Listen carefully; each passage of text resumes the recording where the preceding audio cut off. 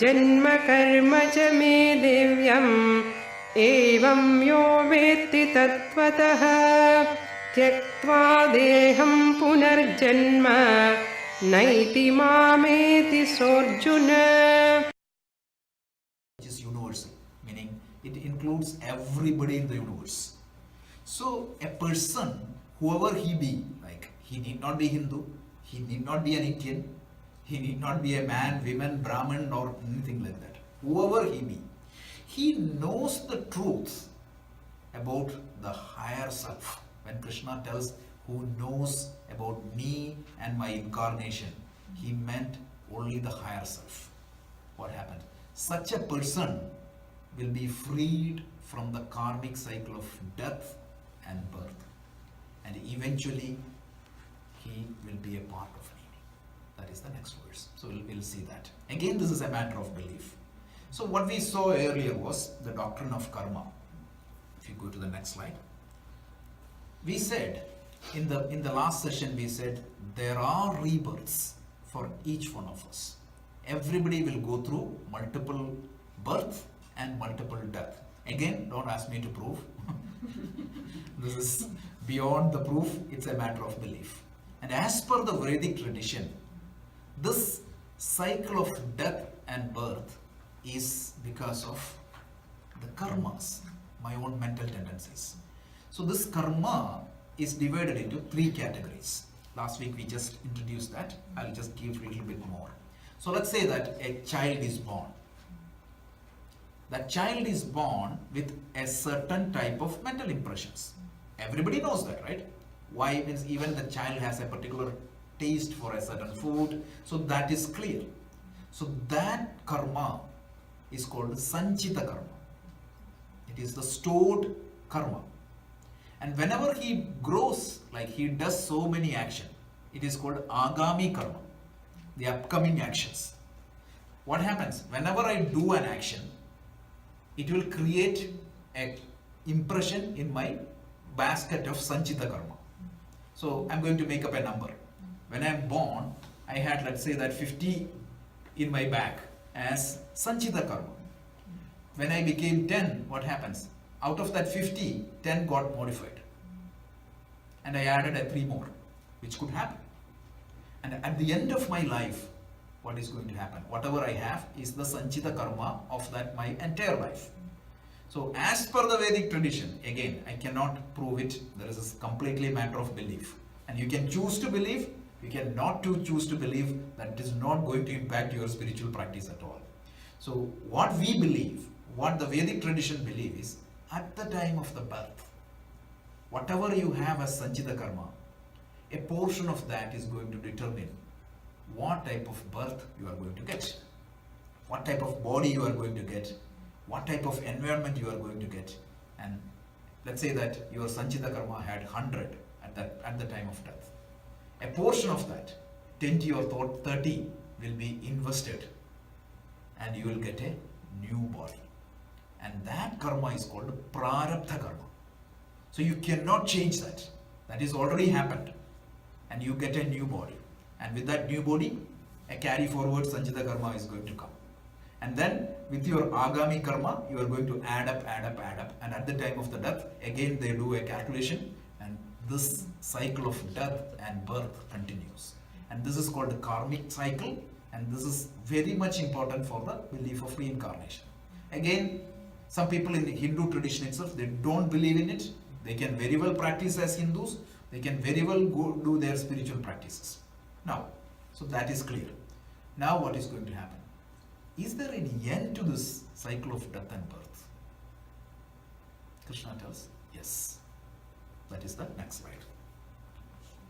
So Krishna tells, the end of this birth and death or the karmic cycle is through knowledge. So when the karma is not going to bind me any longer, that is the time I can escape from this cycle of death and birth. And that can be learned through knowledge. And knowledge about what? Is that a secular knowledge? No. It is, he tells again, if you understand the absolute reality, Paramatma. Who is that Paramatma? If you know yourself, right now you are identified with your lower self. And if you identify with your higher self, if you know about yourself, what is going to happen? Basically, you are knowing me. Me means the essence of the universe. And at that time, what is going to happen? You will be freed from this cycle of death and birth. This is again a matter of belief. This is very central to all the dharmic traditions. Dharmic traditions means it is common to Sikhism, it is common to Jainism, this is common to Buddhism and Hinduism. So we believe, all the dharmic traditions believes that the cycle of death and birth is going to continue until you know and realize the true nature of yourself. When you know and realize the true nature of yourself, what is going to happen? You will be entirely freed from the karmic cycle. So Krishna tells those who knows this type of me in its entirety, what happens? Such people will not tektva deham punarjanma. Whenever means they die, what is going to happen? They will not have punarjanma. And if the punarjanma is not there, if the rebirth is not there, they will have to end up somewhere, right? Are they going to be lodged in a heaven? No. They will be part of me. Meaning they will be part of that cosmic consciousness. Because right now I'm identified myself as an individual, and I'm going to be reborn as somebody else next birth, but that is going to stop and I will be part of the cosmic consciousness. This is what, again, this is entirely dependent upon the doctrine of karma. Interpretation of the Gita is sometimes it is horrible. I was so sad when I was reading the commentary of this verse. I was just going over almost 12 or 16 books. And in some of these Dvaita books, it's very interesting. They translate everything. Those who do not know Krishna, they will not have moksha. Krishna meaning as Krishna. So if they know Shiva, gone. If they know Rama, gone. If they know Jesus, gone. Krishna means they literally call it as Krishna. So even that much distortion can come in this teaching. Krishna, when he said Krishna, he meant the universal intelligence. Christ, when he said, I am the way, he didn't mean explicitly Christ alone, right? Any avatar or any incarnation. So you can see the people saying that, no, if you don't believe in Christ, you are gone to hell. With Christ or his teaching, there is nothing wrong with Krishna or his teaching, but people misinterpret it. So this is what? So Krishna tells what? One who knows the reality, one who knows this essence, one who knows the higher nature of oneself, he will be freed from the karmic cycle. So to know one's own self, how do I know Ishvara? Can I read all the books and get to know Ishvara? Can I do every ritual and get to know Ishvara or the Lord or the Krishna? Krishna tells to know Ishvara is to know yourself. So understand yourself. That is what Socrates said, right? Know Aristotle or Socrates. Who said? Know thyself. That is the solution. So let's go to the next. Yeah, next slide. Yeah. So this is the path to liberation. So you have to close. Yep.